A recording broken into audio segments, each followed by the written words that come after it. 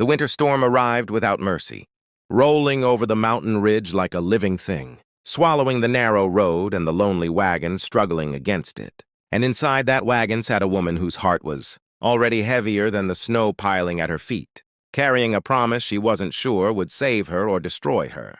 If you believe in kindness, second chances, and the quiet miracles that happen when broken lives meet, please like, comment, share, and subscribe to the channel. Wild West Tale, your support keeps stories like this alive. She had been running her whole life, though no one had ever chased her on horseback or with a gun. She ran from hunger, from the memory of her parents lowering their eyes when there was no food left, from the whispers that followed her, through town after her father died, and her mother faded into sickness. When the letter arrived offering marriage to men she had never met, men who lived so far into the mountains that maps barely bothered to name the place, she read it by candlelight until the flame burned her fingers. The words promised shelter, honesty, and work that mattered. They did not promise love, but love had never saved her before anyway. So she packed her life into one small trunk and stepped into the unknown.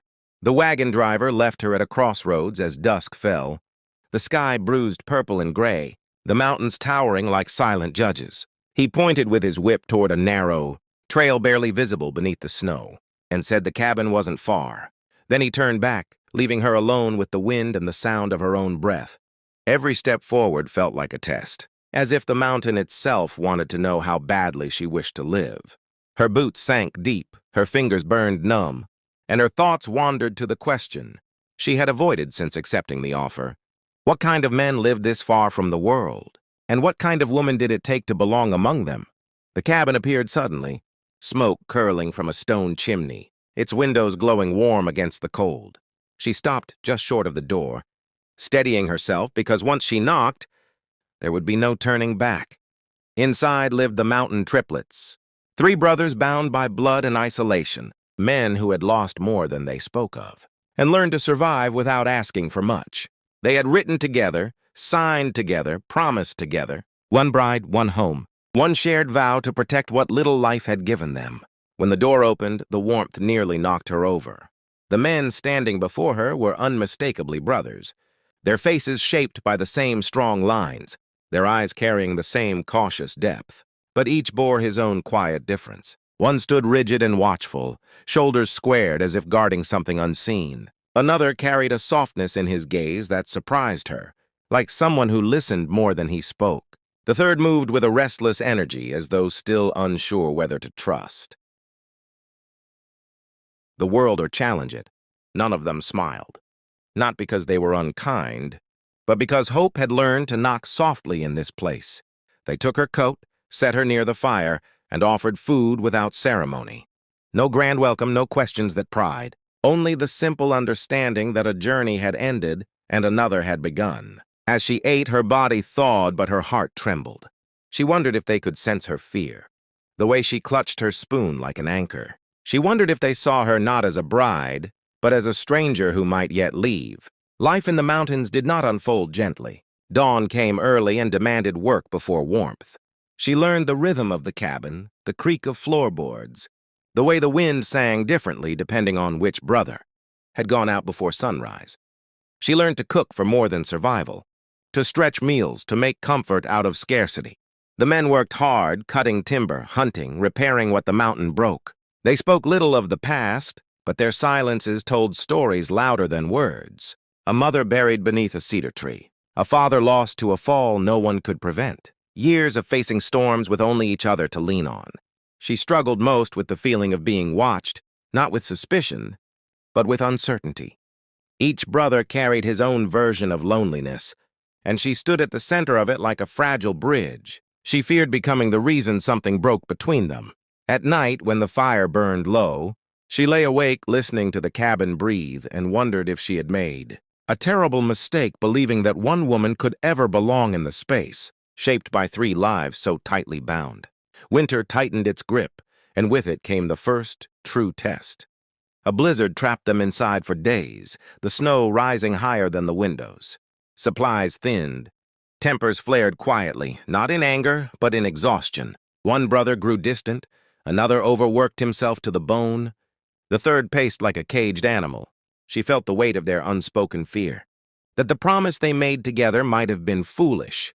That bringing her here had invited weakness into a place that survived on strength alone. She nearly left then. She packed her trunk in silence, hands shaking, heartbreaking, convinced that she was the storm they hadn't needed. But the mountain had other plans. When she stepped outside, the wind knocked her to her knees, the cold biting so fiercely it stole her breath. And in that moment of helplessness, the brothers came running, pulling her back into the warmth. Their fear laid bare for the first time. Not fear of losing control, but fear of losing her. From that night on, something shifted. Not suddenly, not easily, but steadily. They began to speak more, not in grand confessions, but in small truths shared over work and meals. She shared her own story, too. The hunger, the loss, the quiet shame of always being the girl people pitied, but never chose. The sea. Brothers listened, really listened, and in their listening, she found something she had never known before, belonging without conditions. Spring arrived slowly, melting the snow and revealing the scars the mountain kept hidden. Together they repaired fences, planted seeds, rebuilt what winter had nearly destroyed. The cabin filled with laughter, hesitant at first, then freer. Each brother offered something different, steadiness, gentleness, fierce protection, and she learned that love did not always need to choose one path to be true. Love, she discovered, could be shared without being divided. Still, the outside world did not forget them.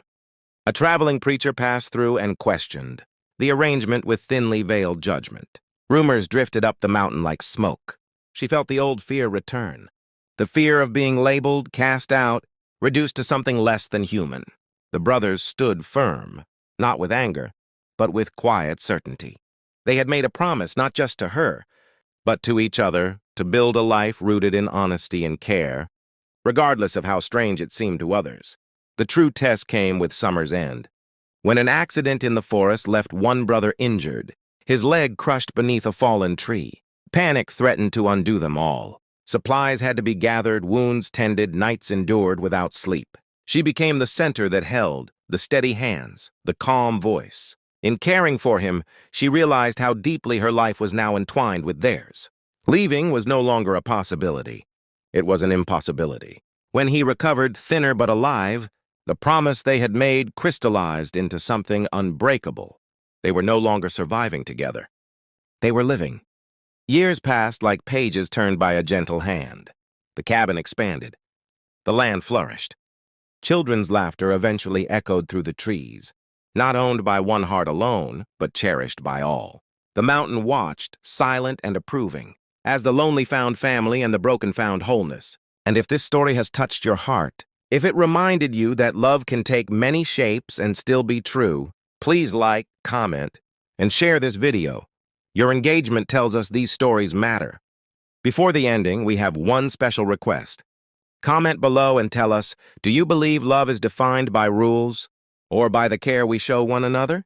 In the end, she often stood on the porch at sunset, watching the light settle over the peaks, thinking of the woman who had arrived in a storm, with nothing but fear and hope in equal measure. She had not been stretched thin by love. She had been strengthened by it. The mountain triplets had not lost themselves by sharing their lives. They had found something larger than solitude. And in that quiet place, where promises were kept not with words, but with years of devotion, 3 lonely hearts and 1 brave woman proved that sometimes the family we choose is the one that saves us all. If this story moved you even a little, please engage with the video. Your support helps keep these heartfelt stories alive.